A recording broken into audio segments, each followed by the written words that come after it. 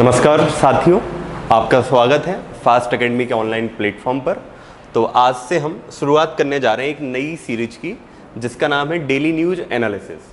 तो इस सीरीज के माध्यम से हम राष्ट्रीय स्तर के दो मुख्य न्यूज़पेपर जो कि जनसत्ता और इंडियन एक्सप्रेस है, और एमपी के दो मुख्य न्यूज़पेपर दैनिक भास्कर और नई दुनिया का हम एनालिसिस करने वाले हैं। तो इस सीरीज के माध्यम से हम इन चारों अखबारों में आने वाली मुख्य खबरों को देखेंगे और साथ ही यह समझेंगे कि इन खबरों को हम अपने एमपीपीएससी की प्रीलिम्स और मेंस एग्जाम में यूज कैसे कर सकते हैं। तो चलिए दोस्तों, शुरुआत करते हैं हम अपनी आज की पहली न्यूज से। तो हम सबसे पहली न्यूज देखते हैं। तो जो हमारे यहाँ पे आई है वन विहार फेज 2 से रिलेटेड। तो वन विहार के बारे में सभी साथियों को पता होगा। ये मध्य प्रदेश के भोपाल में स्थित एक नेशनल पार्क है और जो बेसिकली एक जू के फॉर्म में है, या इसको हम सिटी जू के फॉर्म में बोल सकते हैं। ठीक है दोस्तों, अब क्या हो रहा है कि बार बार आप लोग पेपर में पढ़ते होंगे कि भोपाल के आसपास वाले एरिया में टाइगर का मूवमेंट बहुत ज़्यादा होता जा रहा है। तो उन्हीं बातों को ध्यान में रखते हुए भोपाल फॉरेस्ट सर्किल ने एक प्रपोजल बनाया है और जो स्टेट गवर्नमेंट को भेज दिया गया है। तो इसके अकॉर्डिंग क्या है कि जो भोपाल वन मंडल में जो 18 के आसपास बाघों की संख्या हो चुकी है, तो इनके लिए एक नया कॉरिडोर बना दिया जाएगा। ये कॉरिडोर लगभग 12,551 हेक्टेयर में फैला होगा और 2 डिस्ट्रिक्ट को कवर करेगा। तो एक डिस्ट्रिक्ट हो जाएगा हमारा भोपाल और दूसरा डिस्ट्रिक्ट हो जाएगा दोस्तों हमारे लिए सीहोर। तो प्रीलिम्स में आपसे डायरेक्ट पूछा जा सकता है कि वन विहार फेज 2 किस शहर में आने वाला है, और मेंस में इसके लिए आप दिखा सकते हैं एनवायरमेंटल इकोलॉजी वाले पार्ट में कि कैसे हम वाइल्ड लाइफ कंजर्वेशन के लिए सिटी के अंदर के अलग से एरिया को टाइगर कॉरिडोर के फॉर्म में डिमार्केट कर सकते हैं। चलिए अब हम देखते हैं आज दूसरी न्यूज को। तो जो सेकंड न्यूज आई है तो मेरे हिसाब से इस न्यूज को आप सभी लोगों ने फील किया होगा। आप पिछले 4-5 साल पहले फरवरी के महीने को देखें और फरवरी 2023 को देखें, तो आप सभी लोगों ने एक बहुत कॉमन डिफरेंस देखा है कि जो हम स्वेटर लास्ट ईयर या सेकंड लास्ट ईयर तक होली के आसपास पहनते थे, इस बार वो 8 से लेकर 10 फरवरी के बाद ही चीज़ें खत्म हो चुकी थी। और 20 फरवरी के बाद आप सभी ने देखा होगा कि टेम्परेचर एकदम से राइज हो चुका था। तो कल ही हमारे यहाँ पे इंडियन मेट्रोलॉजिकल डिपार्टमेंट या भारत मौसम विज्ञान विभाग की रिपोर्ट आई है, जिसने क्या बोला है कि इस बार का फरवरी 2023 वर्ष 1877 के बाद सबसे ज़्यादा गर्म साल रहा है। तो लगभग इस बार वाली गर्मी ने अप्रॉक्सीमेटली 146 साल का रिकॉर्ड तोड़ दिया है। तो ये हमारे लिए क्लाइमेट चेंज के हिसाब से बहुत बड़ी न्यूज़ हो जाती है, जो हमारे लिए बता रहा है कि क्लाइमेट चेंज कितना प्रॉब्लमेटिक हमारे लिए फ्यूचर में होने वाला है। थर्ड न्यूज़ हमारे लिए जो काम की है, चंद्रयान 3 के इंजन का टेस्ट सफल, जून में लॉन्चिंग हो सकती है। तो बेसिकली आप सभी को चंद्रयान 1 और चंद्रयान 2 के बारे में पता होगा।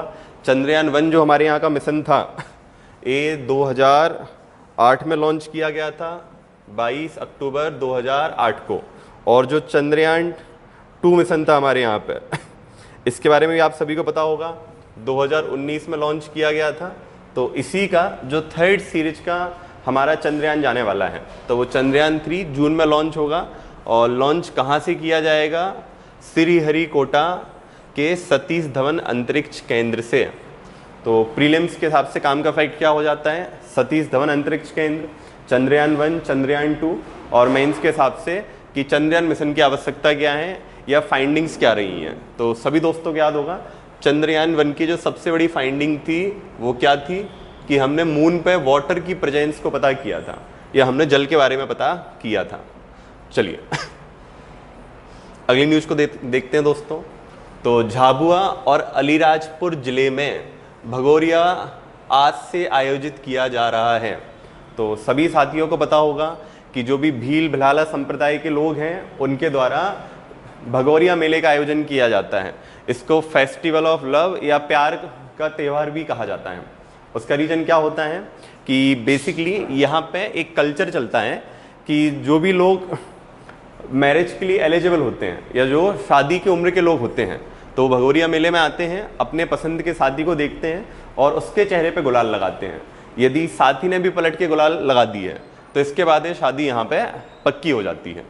तो यहाँ पे हमें एक चीज़ ध्यान में रखना है कि जो भगोरिया त्यौहार होता है वो होली के 7 दिन पहले से चालू हो जाता है, पहली चीज़। सेकंड चीज़, भील और उसके अन्य संप्रदाय के लोग इस त्यौहार को मनाते हैं। तो प्रीलिम्स में हमारे काम का क्या हो सकता है कि भगोरिया पर्व किस त्यौहार के पहले मनाया जाता है।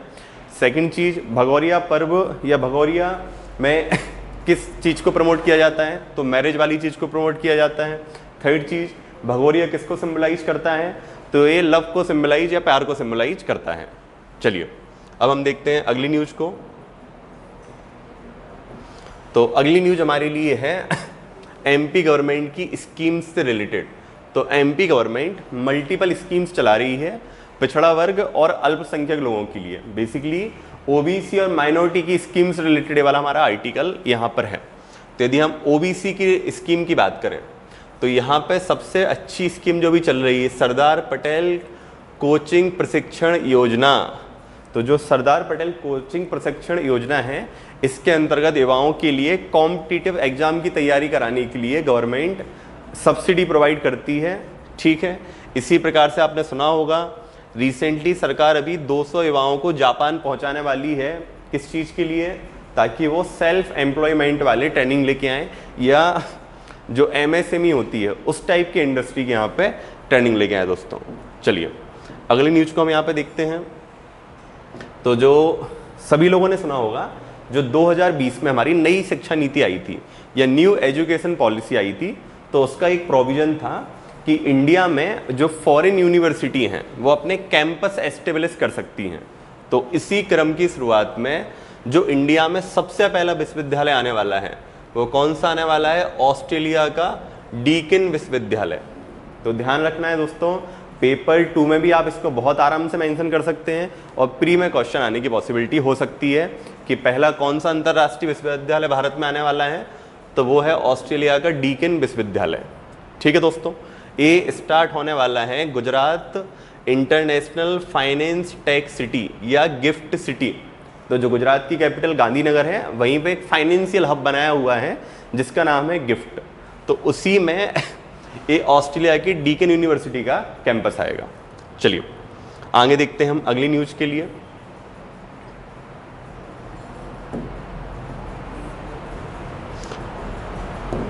सोशल मीडिया मंचों के फैसलों के खिलाफ शिकायत समिति।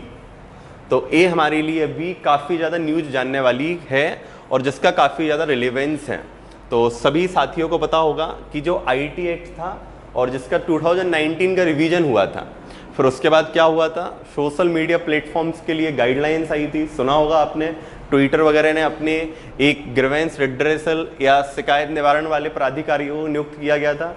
तो उसी क्रम में एक कदम सरकार की तरफ से उठाया गया है। तो इस कदम के अनुसार क्या है कि यदि आप सोशल मीडिया के किसी भी फैसलों के खिलाफ हैं, कई बार आपने सुना होगा कि लोगों के ट्विटर अकाउंट ब्लॉक कर दिए जाते हैं, फेसबुक अकाउंट ब्लॉक कर दिए जाते हैं, और इस कंडीशन में लोगों के पास एक ही ऑप्शन बचता है कि वो ट्विटर फेसबुक को एक्सप्लेन करें कि हमारी गलती नहीं है। बट यदि ट्विटर फेसबुक चाहें तो उस अकाउंट को कंटिन्यूसली सस्पेंड रख सकते हैं। 2 प्रोमिनेंट एग्जाम्पल आप सबको पता होगा, एक तो अमेरिका के राष्ट्रपति डोनाल्ड ट्रंप का और दूसरा भारतीय अभिनेत्री कंगना रनावत का, जिनके अकाउंट आज भी ट्विटर पर सस्पेंड चल रहे हैं। तो यदि सोशल मीडिया प्लेटफॉर्म कंटिन्यूसली आपके प्लेटफॉर्म को सस्पेंड रखते हैं या फिर आपके खिलाफ एक फैसले को बरकरार रखते हैं, तो उस फैसले को बदलवाने के लिए आप सरकार द्वारा नियुक्त शिकायत समिति के पास जा सकते हैं और ये समिति जो है उस फैसले को ओवरराइड कर सकती है। तो इसके लिए आपको क्या करना पड़ेगा दोस्तों, गवर्नमेंट ने gac.gov.in पोर्टल बनाया है। क्या नाम है इसका, gac.gov.in। तो इस पोर्टल पे आप जाइए और अपनी शिकायत को दर्ज करा दीजिए, तो आपके लिए क्या मिल जाएगा इस बात का तुरंत के तुरंत ही सॉल्यूशन। चलिए अगली न्यूज़ को हम देखते हैं दोस्तों यहाँ पर। तो नेक्स्ट खबर जो है वो हमारे लिए थोड़ी सी चिंताजनक भी है और देश की आर्थिक स्थिति के हिसाब से थोड़ी सी एक खराब न्यूज़ है। तो दोस्तों आप सभी को पता होगा कि 2020 में जब कोविड के बाद रिकवरी होनी चालू हुई थी तो इंडियन इकोनॉमी ने ना यू कर्व को फॉलो किया था और किसी किसी सेक्टर में के कर्व को फॉलो किया था और हमारी ग्रोथ एकदम से बढ़नी चालू हो चुकी थी। अब लेकिन क्या हो रहा है कि हम ना कहीं डब्लू कर्व की तरफ बढ़ते जा रहे हैं कि जैसे जैसे हमारी ग्रोथ गिरी थी वैसे ही हम बढ़े हैं और हम फिर गिरने की तरफ जाते जा रहे हैं। तो ये न्यूज़ ना डब्लू कर्व की तरफ हमें कहीं आसपास बताने वाली है कि इंडिया की जो इस क्वार्टर की ग्रोथ है वो बहुत कम हो चुकी है और हम इस बार ग्रोथ के टर्म्स में सिर्फ 4.4% पे आ चुके हैं। जब हम लास्ट ईयर की सिमिलर थर्ड क्वार्टर को देखते हैं तो जो हमारी ग्रोथ रेट थी वो 11.2% थी और इस बार कितना हो चुका है, ये सिर्फ 4.4%। तो ये हमारे लिए एक बहुत ज़्यादा संकट की स्थिति हो सकती है कि जिस प्रकार से महंगाई दर थोड़ी सी बढ़ती जा रही है स्थिर होने के बाद भी, उसी प्रकार आर्थिक वृद्धि दर हमारे यहाँ पे कम होती जा रही है। चलिए हम बढ़ते हैं अगली खबर की तरफ। उसके पहले दोस्तों, यदि आप हमारे कोर्सेज से जुड़ना चाहते हैं, हमारी प्रीलिम्स की टेस्ट सीरीज और प्रीलिम्स के कोर्स को ज्वाइन करना चाहते हैं तो आप Android users fast academy app को डाउनलोड कर सकते हैं। iOS की यूजर माई इंस्टीट्यूट ऐप को डाउनलोड करके कोड AJRYJ को एंटर करके फास्ट की ऐप पर रीडायरेक्ट हो सकते हैं। यदि आप डेली करंट अफेयर के क्वेश्चन सॉल्व करना चाहते हैं तो आप फास्ट IAS के टेलीग्राम चैनल को फॉलो कर सकते हैं। Daily current affair analysis, news analysis के लिए आप हमारे यूट्यूब चैनल पर जुड़ सकते हैं और हमसे कनेक्ट होने के लिए आप हमारे सोशल मीडिया प्लेटफॉर्म पर जुड़ सकते हैं दोस्तों। चलिए अब हम देखते हैं अगली न्यूज को। तो दोस्तों जो अगली न्यूज आई है वो हमारे लिए पुंछी कमीशन से रिलेटेड है। तो पुंछी कमीशन के बारे में मेरे सभी साथियों को पता होगा। तो कुछ सेंट्रल स्टेट रिलेशन या केंद्र राज्य के संबंधों को लेकर भारत सरकार द्वारा बहुत सारे कमीशन बनाए गए हैं समय समय पर। उसी में जो एक था तो ये था हमारे लिए पुंछी कमीशन। तो Punchhi commission basically justice Madan Mohan Punchhi के नाम पर था। तो जस्टिस मदन मोहन पुंछी जो थे वो इंडिया के चीफ जस्टिस रहे हैं, ठीक है, 1998 पर, और इनकी ही अध्यक्षता में 2007 में MM पुंछी कमीशन बनाया गया था। तो जो MM पुंछी कमीशन था इसको केंद्र और राज्यों के संबंधों के बारे में बताना था। और इसके पहले जो लास्ट कमीशन आया था वो कौन सा आया था? सरकारिया कमीशन दोस्तों, ठीक है। तो पुंछी कमीशन जो था उसकी कुछ जो की रिकमेंडेशंस थी वो इस प्रकार से थी कि आर्टिकल 355 और आर्टिकल 356 बेसिकली प्रेसिडेंट रूल वाले या राष्ट्रपति शासन वाले या राज्य आपातकाल वाले जो कानून थे इनके लिए हमें बहुत कम उपयोग में लेके आना है। जो अगली इसकी रिकमेंडेशन थी कि नेशनल इंटीग्रेशन काउंसिल को हमें एक कंटिन्यूस बॉडी के फॉर्म में लेके जाना है। जो भी कंकरेंट लिस्ट के मैटर हैं 7th शेड्यूल में या 7वीं अनुसूची में जो समवर्ती सूची के विषय हैं उनके लिए क्या किया जाए कि स्टेट की पहले एडवाइज ली जाए, उसके बाद ही यूनियन उस पर कानून बनाए। और अगली जो काम की रिकमेंडेशन थी पुंछी कमीशन की वो ये था कि प्रेसिडेंट का जो पॉकेट वीटो होता है उसके लिए प्रेसिडेंट मैक्सिमम टाइम कितना रख पाए? 6 मंथ। यदि 6 महीने से ज़्यादा प्रेसिडेंट किसी भी चीज़ को पॉकेट वीटो पे लेके जाता है तो आपके लिए क्या करना पड़ेगा? प्रेसिडेंट को बताना पड़ेगा कि आखिर वो पॉकेट वीटो के फॉर्म में उसके लिए क्यों होल्ड कर रहा है। तो ये हमारी पुंछी कमीशन की मुख्य रिकमेंडेशन थी। तो अभी पुंछी कमीशन क्यों न्यूज में है आप सभी को पता होगा। डेली न्यूज़ें आती हैं केंद्र राज्यों के संबंध को लेके, चाहे दिल्ली की बात हो, चाहे महाराष्ट्र की बात हो, चाहे हम बात करें पश्चिम बंगाल की। तो इन्हीं सारे विवादों को लेते हुए केंद्र फिर से पुंछी कमीशन को ओपन करना चाहता है ताकि जो भी डिस्प्यूटेड पॉइंट है उसको एलिमिनेट करके पूरे के पूरा ख़त्म कर दिया जाए। चलिए दोस्तों देखते हैं हम अगली न्यूज को। तो कल ही हमारे यहाँ पे एक रिपोर्ट पब्लिश हुई है जिसे प्रिपेयर्ड किया था institute for energy economics and financial analysis. तो इसकी रिपोर्ट के अकॉर्डिंग क्या है कि जो भी हम इंडिया में क्लीन एनर्जी की तरफ या साफ ऊर्जा की तरफ ट्रांजिशन देख रहे हैं तो उसमें सबसे आगे कौन सा स्टेट चल रहा है? कर्नाटक। और दूसरे नंबर पे कौन सा है दोस्तों? गुजरात। जबकि हम MP की बात करें तो हम टॉप 10 के बाहर भी आते हैं।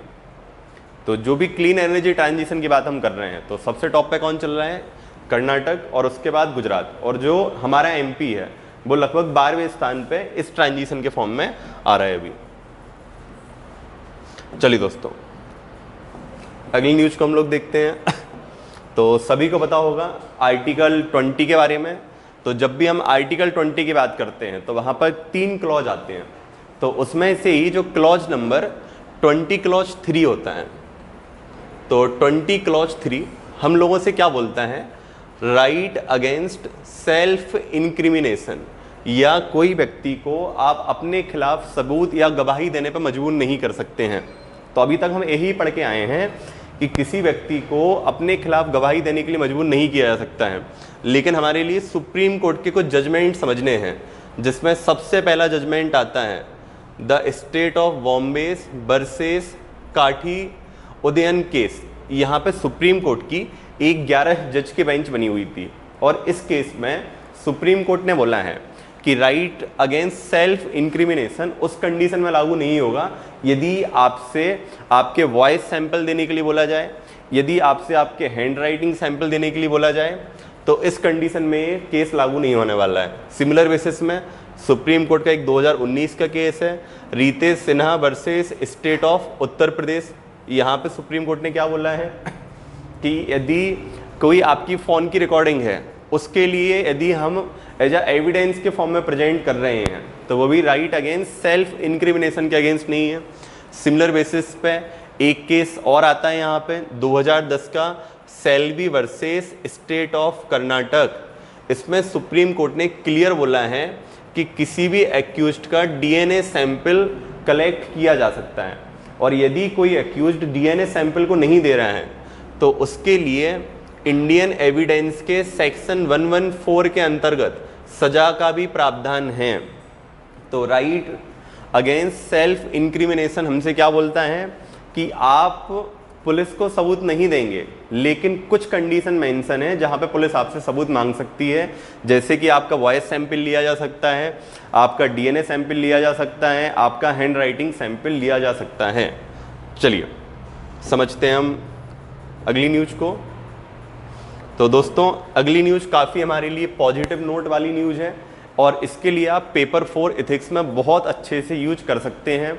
यहाँ पे 2 डायमेंशन देखने के लिए मिलती है, एक पर्सनल बेसिस पे आदमी की डिटर्मिनेशन की कि आत्मबल इच्छा शक्ति से क्या किया जा सकता है, और दूसरा पब्लिक सर्वेंट की तरफ से हम देखें तो डेडिकेशन टुवर्ड दी सर्विस, या लोक सेवकों का अपने कार्य के प्रति समर्पण। तो बेसिकली मध्य प्रदेश के इंदौर में एक गौरलीन कौर बसु रहने वाली हैं, जो कि 32 साल की उम्र है, और ये मूक भी हैं, बाधिर भी हैं, और नेत्रहीन भी हैं। तो basically she is a deaf dumb, ना तो वो देख सकती ना बोल सकती हैं। तो इनके लिए 10th क्लास का एग्ज़ाम देना था। तो अभी तक हमारे लिए कोई इस टाइप का प्रोविज़न ही नहीं है कि ना बोलने वाला ना देखने वाला, तो कॉपी में लिखेगा कैसे। तो अलग से सरकार ने इनके लिए एक स्क्राइब्ड राइटर प्रोवाइड किया हुआ है, जो इनके हाथों के इशारों को समझेगा और उसके हिसाब से प्रश्नों के उत्तर को लिखेगा। ठीक है दोस्तों, तो यदि हम अपने देश में देखें तो हमारे यहाँ पे 1,18,00,000 महिलाएं हैं जिनके लिए किसी ना किसी प्रकार की विकलांगता है। ठीक है, यदि हम देश की कुल जनसंख्या में देखें तो देश में 2,68,00,000 लोग हैं जो किसी ना किसी तरह की विकलांगता से या दिव्यांगता से पीड़ित हैं। तो इस तरह के प्रयास करने चाहिए ताकि देश में एक पॉजिटिव माहौल बना रहे। और एक काफ़ी अच्छी एक पॉजिटिव न्यूज़ है जहां पे एमपी का एडमिनिस्ट्रेशन इनके लिए एक अलग से स्पेशल राइटर प्रोवाइड कर रहा है। तो दोस्तों, आज की न्यूज़ एनालिसिस को हम यहीं पर ख़त्म करते हैं, और हमसे आगे जुड़ने के लिए आप हमारे यूट्यूब प्लेटफॉर्म पर जुड़े रहिए। तो कल हम आते हैं 2 मार्च की न्यूज़ के साथ। धन्यवाद साथियों।